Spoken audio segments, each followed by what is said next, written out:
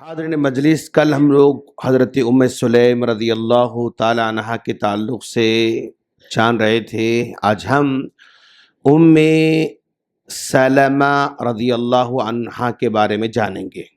کل ام سلیم رضی اللہ عنہ تھے، آج ہم ام سلمہ رضی اللہ عنہ اور ان کے شوہر ابو سلمہ رضی اللہ عنہ کے بارے میں جانیں گے انشاءاللہ۔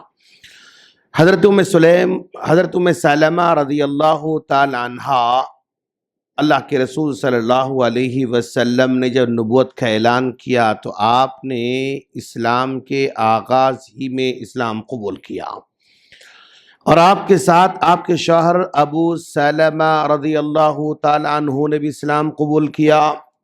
جب ان دونوں نے اسلام قبول کیا تو مکہ والوں کی جانب سے بہت ساری تکلیفوں کا سامنا کرنا پڑا۔ اگرچہ کہ ام سلمہ رضی اللہ تعالی عنہ بڑے خاندان سے تعلق رکھتی ہیں، بڑے قبیلے سے تعلق رکھتی ہیں، جو کہ قبیلہ بنو مخزوم کہلاتا ہے۔ یہ بنو مخزوم، یہ بھی جیسا کہ میں نے کہا قریش ایک بڑا قبیلہ ہے، اس کا ایک قبیلہ بنو ہاشم، اللہ کے رسول جہاں پیدا ہوئے، اور ایک قبیلہ بنو امیہ، اور ایک قبیلہ بنو مخزوم، اور ایک قبیلہ بنو تیم، اور ایک قبیلہ بنو عدی۔ اس طرح یہ خاندان جو ہے تقسیم ہوتے رہتے ہیں۔ تو یہ سارے کے سارے خاندان میں کچھ خاندان بہت ہی سٹرونگ ہوتے تھے، یعنی جنگی اعتبار سے، مال کے اعتبار سے، کاروبار کے اعتبار سے، قبیلے کے اعتبار سے، افراد کے اعتبار سے۔ جس خاندان میں جتنے زیادہ مرد حضرات ہیں اتنا سٹرونگ ہوتا تھا قبیلہ۔ جس خاندان میں جتنے زیادہ جنگجو جو ہے نوجوان ہیں وہ خاندان حاوی ہو جاتا تھا۔ تو یہ بنو مخزوم قبیلے کی خاتون ہے۔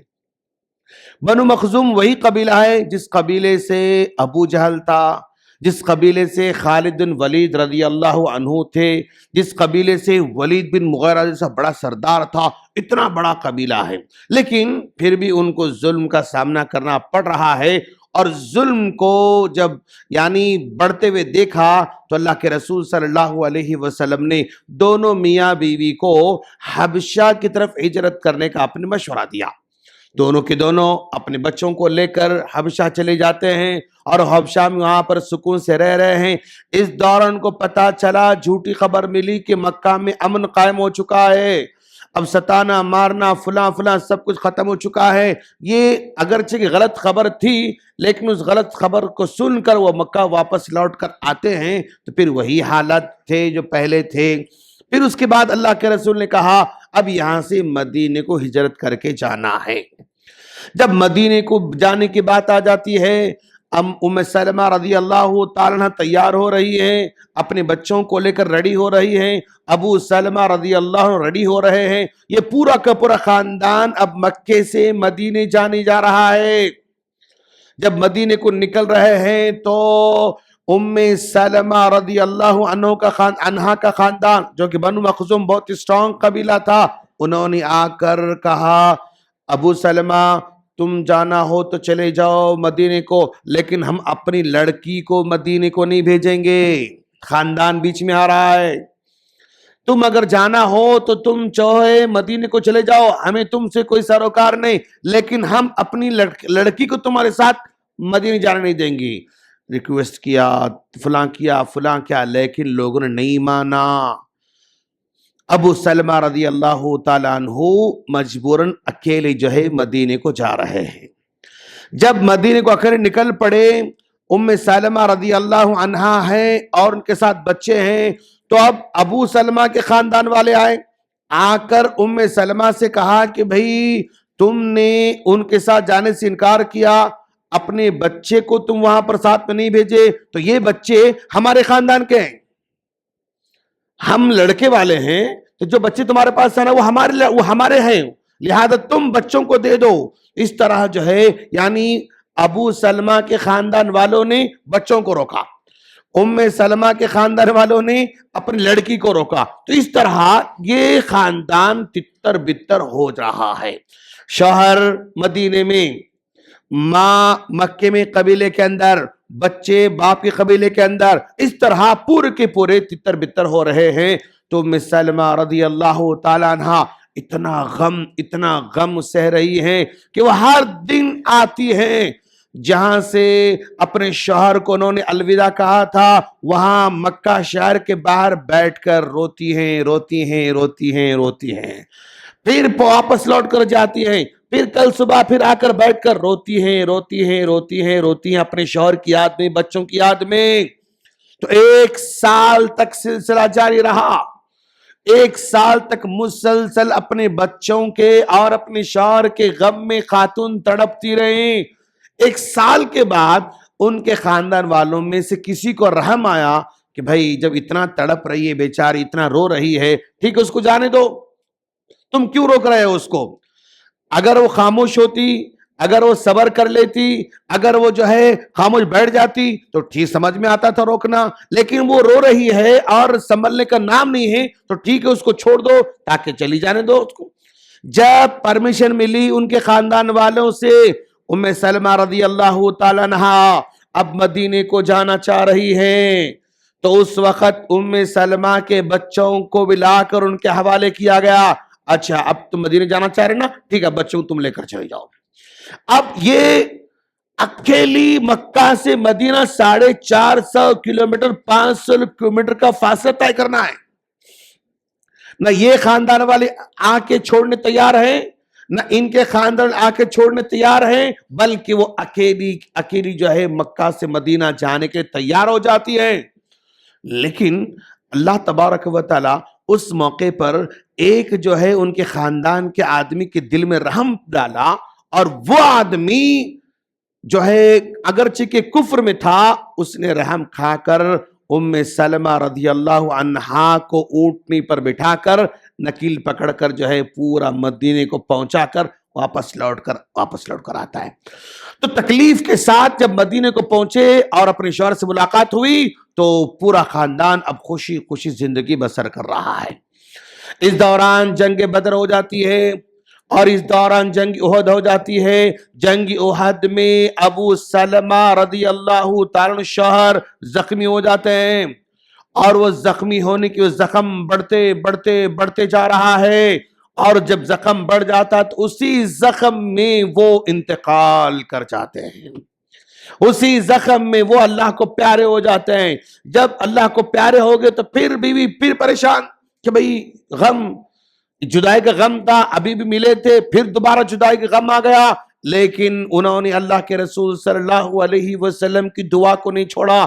اللہم اجرنی فی مصیبتی واخلف لی خیرا منہا، اے اللہ جو مجھے مصیبت میں تو رکھا ہے نا، اس مجھے بہتر اجر عطا فرما، جو مجھ سے چیز چھین لیا اس سے بہتر عطا فرما، تو نے ابو سلمہ کو مجھ سے چھین لیا اس سے بہتر مجھے عطا فرما۔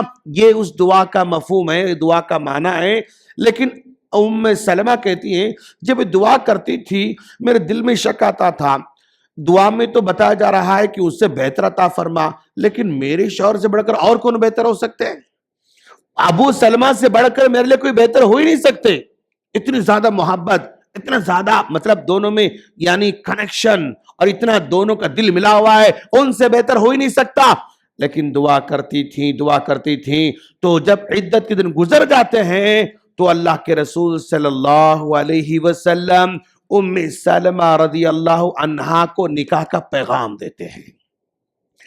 جب اللہ کے رسول کا نکاح کا پیغام ام سلمہ رضی اللہ عنہا کو آیا تب دعا کا مطلب سمجھ میں آیا کہ دعا میں تو کہا جا رہا ہے ان سے بہتر عطا فرما، تو اب ابو سلمہ کو اللہ نے مجھ سے چھین لیا، لیکن بدلے میں اللہ کے رسول صلی اللہ علیہ وسلم کو میری زندگی میں عطا کیا، اور اللہ کے رسول نے ام سلمہ رضی اللہ عنہا سے نکاح کیا۔ ام سلمہ رضی اللہ عنہ کے 4 بچے ہیں پہلے شوہر سے، 2 بیٹے ہیں 2 بیٹیاں ہیں، اور ان 4 بچوں کو اللہ کے رسول نے اڈاپٹ کیا، 4 بچوں کو اپنے پاس رکھ کر تربیت کر رہے ہیں۔ اور اسی تربیت میں ایک حدیث بہت فیمس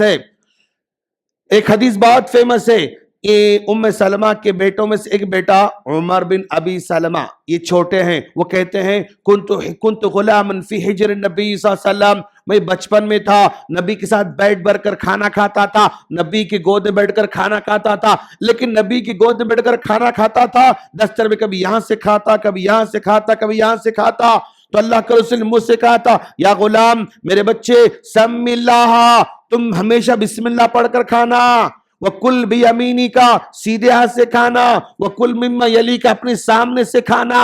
اللہ کے رسول کی جو فیمس حدیث ہے بچوں کو سکھانے کی، وہ اسی یعنی ام سلمہ رضی اللہ عنہا کے بیٹے ہیں۔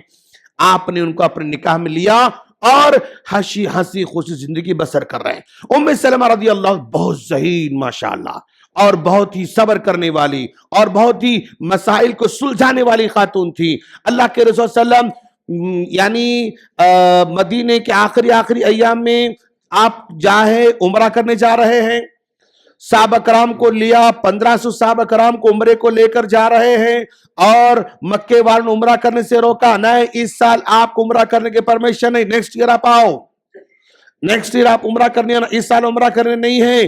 تو اللہ کے رسول نے وہاں پر اگریمنٹ کیا کہ بھی مطلب یعنی مکہ سے کوئی مدینہ آ رہا ہے اس کو واپس لوٹایا جائے گا، مدینہ سے کوئی مکہ آ رہا ہے واپس نہیں لوٹایا جائے گا۔ اس طرح بہت سارے کنڈیشنز وہاں پر صلح حدیبیہ میں رکھا، 10 سال کوئی لڑائی نہیں ہوگی، بہت سارے شرائط رکھا، لیکن صحابہ کرام کو فیل ہو رہا تھا کہ یہ شرائط ذاتی ہم پر ہو رہی ہے، یعنی ان کے حق میں زیادہ شرائط ہیں، لیکن اللہ کے رسول نے کہا کہ صبر کرو، اللہ اس میں خیر رکھا ہے۔ تو وہاں پر اللہ کے رسول نے کہا اب عمرہ کرنے کا تو نہیں ہے، چلو اپنے جو ہے بال نکالیں گے اور اپنے لائے ہوئے جانور قربانی کریں گے۔ تو صحابہ کرام کو سمجھ میں نہیں آ رہا تھا کہ کیا کریں، ان کو امید تھی کہ بھئی کچھ نہ کچھ اللہ تعالی راستہ نکالے گا، ہم کو عمرہ کرنے کا موقع ملے گا۔ اتنے سالوں سے مکہ سے ہم دور رہے، اتنے سالوں سے طواف سے ہم دور رہے، اتنے سالوں عمرے سے دور رہے، اتنے سالوں سے کعبۃ اللہ کی طرف جانے سے ہم دور رہے، اب اللہ کچھ نہ کچھ راستہ نکالے گا۔ اللہ کے رسول کی بات نہیں سن رہے صحابہ کرام کہ تم لوگ بال کاٹو، سب خاموش بیٹھے ہوئے ہیں، تم لوگ جانور ذبح کر لو، سب خاموش بیٹھے ہوئے ہیں۔ اللہ کو تو پریشان ہوئے، پریشان ہو کر ام سلمہ رضی اللہ عنہا کے خیمے میں آتے ہیں، آ کر کہتے کہ ام سلمہ میرے لوگ میری بات نہیں سن رہے ہیں۔ کہا اللہ کے رسول کیا بات نہیں سن رہے ہیں؟ میں کہہ رہا ہوں یہاں پر بال نکالو، یہاں پر قربانی کر لو، ختم واپس لوٹ کر جانا ہے، وہ سن رہے نہیں، وہ میری بات ہی نہیں مان رہے ہیں۔ اللہ کا رسول تو ام سلمہ نے کہا اللہ کا رسول بڑی بات کیا ہے اس میں، آپ ایک کام کیجئے، آپ بول رہے ہیں تو ان کو سمجھ میں نہیں آ رہا ہے، اب آپ خود جا کر بال نکال لیجئے اور قربانی کر لیجئے، سب لوگ کر لیں گے انشاءاللہ۔ تو اللہ کا رسول بس ہاں بالکل صحیح مشورہ ہے آپ کا۔ تو آپ گئے، بال نکالا اور قربانی کی، تو سارے کے سارے صحابہ نے اللہ کے رسول کو وہاں پر پیروی کی۔ تو مشکل حالات میں ام سلمہ رضی اللہ عنہا نے اللہ کے رسول کو مشورہ دیا۔ تو یہ ام سلمہ رضی اللہ عنہا اور ان کے شوہر پرانے ابو سلمہ رضی اللہ عنہا بہت ساری قربانیاں دیں۔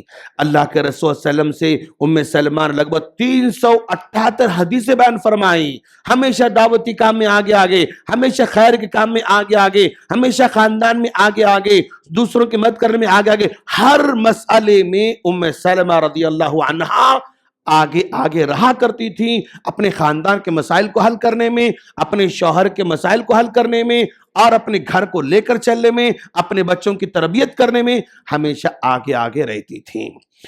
اللہ سے دعا ہے اللہ ہم تمام کو صحابہ کرام کی زندگی کو سمجھنے کی توفیق عطا فرمائیں اور ان کے نقش قدم پر چلنے والا بنائیں۔ آمین۔ السلام علیکم ورحمۃ اللہ وبرکاتہ۔